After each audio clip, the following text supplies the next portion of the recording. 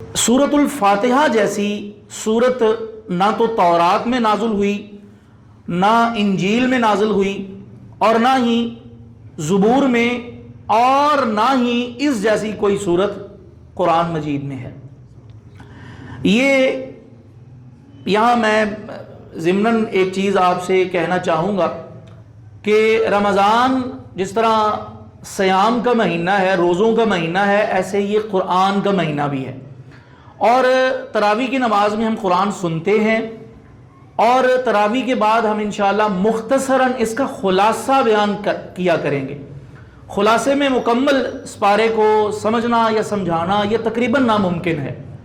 तो हमने कुरान के साथ ताल्लुक़ जोड़ना है, कुरान को पढ़ना है, क्योंकि एक दीनी ज़ौक़ बढ़ जाता है रमज़ान के महीने में। तो हमने कोशिश करनी है कि रमज़ानुल मुबारक में सिर्फ कुरान पढ़ना नहीं है, बल्कि कुरान समझने के लिए भी वक्त निकालना है। अल्लाह रब्बुल इज़्ज़त ने इस कुरान के नाजिल करने का जो मकसद रखा है ना, वो कुरान को पढ़ना नहीं है। फ़ज़ाइल हैं, बरक़ात हैं और बेशुमार हैं, लातादाद हैं, लेकिन असल मकसद इसका ये नहीं है। मैं अक्सर एक मिसाल दिया करता हूँ कि हम कोई भी मार्केट से चीज़ खरीद के लाते हैं ना, बॉक्स पैक, तो उसके डब्बे के अंदर उसका एक मेन्यू होता है, उसकी एक किताब होती, छोटा सा किताबचा होता है कि आप इन हिदायत के मुताबिक इस चीज़ को इस्तेमाल करेंगे तो सही तरह इस्तेमाल करेंगे। तो हमें पैदा किसने किया है? अल्लाह ताला ने। हमारे लिए जो मेन्यू किताब या मेन्यू बुक है कि हमने किस तरह से चलना है कि हम अच्छा चलेंगे और किस तरह से चलना है कि हम कामयाब होंगे, तो हमारी मेन्यू बुक कौन सी है? कुरान है।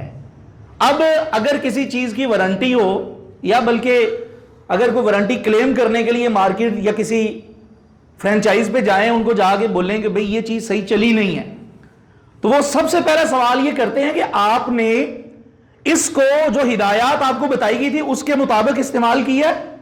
अगर तो उन हिदायत के मुताबिक आपने इस्तेमाल किया होता है तो वारंटी क्लेम होती है, अदरवाइज वारंटी क्लेम नहीं होती। तो हमारी मेन्यू वो कुरान है। हमने कुरान के लिए पढ़ने का जो वक्त निकालना है, उससे ज्यादा हमें फिक्र ये होनी चाहिए कि हमने इसको समझना भी है। ये अल्लाह का खत है, अल्लाह का लेटर है, अल्लाह का मैसेज है मेरे लिए, आपके लिए। हमने समझना है अल्लाह ने इसमें हमें कहा क्या है। तो बहरहाल ये चीज़ इंशाअल्लाह ताला हमने मुकम्मल रमज़ान में अपने जहन में रखनी है कि हमने कुरान को पढ़ना नहीं है, बल्कि इसको समझना भी है। दूसरी सूरत जो हमने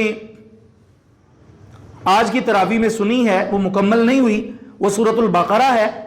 और जिस तरह से मैंने कहा कि बहुत सारे फ़ज़ाइल ऐसे हैं जो सूरतुल फातिहा के हैं और इसके अलावा और किसी सूरत के नहीं है, बिल्कुल इसी तरह सूरतुल बकरा को भी बहुत सारी ऐसी खसूसियात हासिल हैं जो सूरतुल बकरा के अलावा और किसी सूरत को हासिल नहीं है। रसूलुल्लाह सल्लल्लाहु अलैहि वसल्लम ने, सही मुस्लिम की हदीस है, हज़रत अबू हुरैरा रज़ियल्लाहु ताला अन्हु बयान करते हैं कि रसूलुल्लाह सल्लल्लाहु अलैहि वसल्लम ने बयान किया कि अपने घरों को कब्रिस्तान ना बनाओ, अपने घरों को कब्रिस्तान ना बनाओ। जिस घर में सूरतुल बकरा पढ़ी जाती है उस घर से शैतान भागता है। और हसद, नजर बद, जादू या इसके बहुत सारे इस तरह के मामलात होते हैं, उसके लिए एक बड़ा ही बेहतरीन नुस्खा जो रसूलुल्लाह सल्लल्लाहु अलैहि वसल्लम ने बताया और सहाबा ने किया, वो ये है कि अगर आप अपने घरों को शयातीन से बचाना चाहते हैं तो सूरतुल बकरा की कसरत से घरों में तिलावत होनी चाहिए।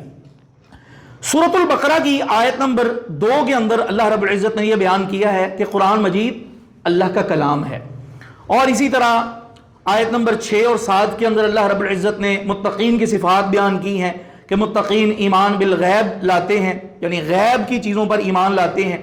और इसी तरह मुत्तकीन नमाज कायम करते हैं, अल्लाह के रस्ते में अपना माल खर्च करते हैं।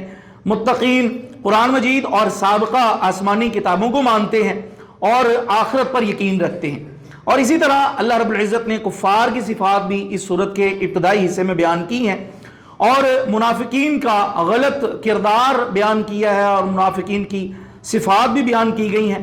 और इसी तरह आयत नंबर 23 के अंदर رسالت محمدیہ صلی اللہ علیہ وسلم کی تصدیق اور قرآن کی عظمت بیان کی گئی ہے۔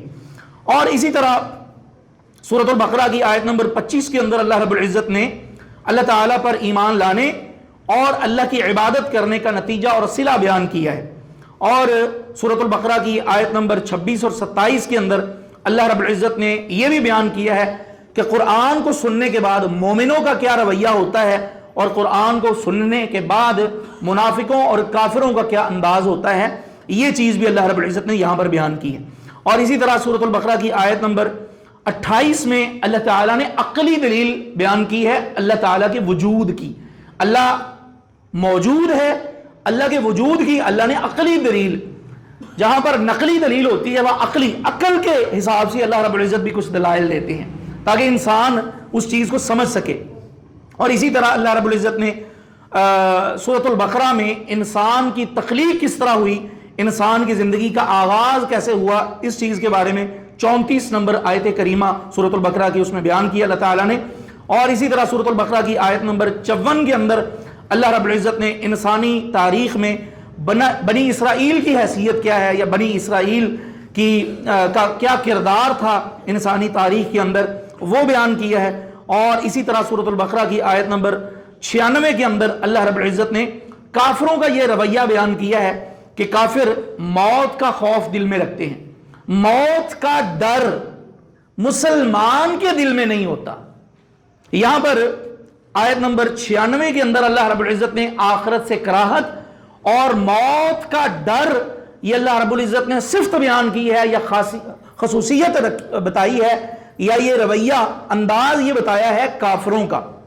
اور اسی طرح اس صورت کے اندر آگے چل کے اللہ رب العزت نے بنی اسرائیل کی جو کارستانیاں تھیں، بنی اسرائیل کے جو معاملات تھے جو ہمارے لیے سبق آموز ہیں کہ ہم نے ان معاملات میں نہیں پڑھنا، اللہ رب العزت نے ان کو بیان کیا ہے۔ اور اسی طرح سورۃ البقرہ کی آیت نمبر 124 اور 25 کے اندر اللہ رب العزت نے حضرت ابراہیم اور حضرت اسماعیل علیہ السلام کی شان بیان کی ہے۔ یہ چند چیزیں تھیں جو آج کی تراویح کی نماز میں ہم نے سنی ہے۔ کوشش کیجئے کہ آپ جہاں قرآن کو پڑھنے کے لیے وقت نکالیں، رمضان المبارک میں قرآن کو سمجھنے کے لیے بھی وقت نکالیں۔ یہ صرف خلاصہ ہے، یہ صرف آپ سادہ لفظوں میں یوں سمجھ لیں کہ یہ ہیڈنگز آپ کے سامنے رکھی گئی ہیں کہ ان آیات، اس آیت نمبر میں یہ چیز ہے، اس آیت نمبر میں یہ چیز ہے، اس آیت نمبر میں یہ چیز ہے، اس آیت نمبر میں یہ چیز ہے۔ اب اس کی مزید جو تفصیلات ہیں اس کے لیے آپ خود وقت نکال لیں۔ یہاں پر اگر ہم بیان کرنے بیٹھیں گے تو تراویحوں سے زیادہ وقت صرف اس چیز کو سمجھنے میں لگ سکتا ہے۔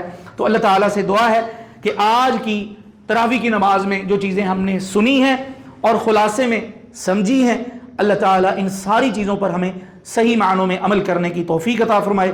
وما توفیقی الا باللہ۔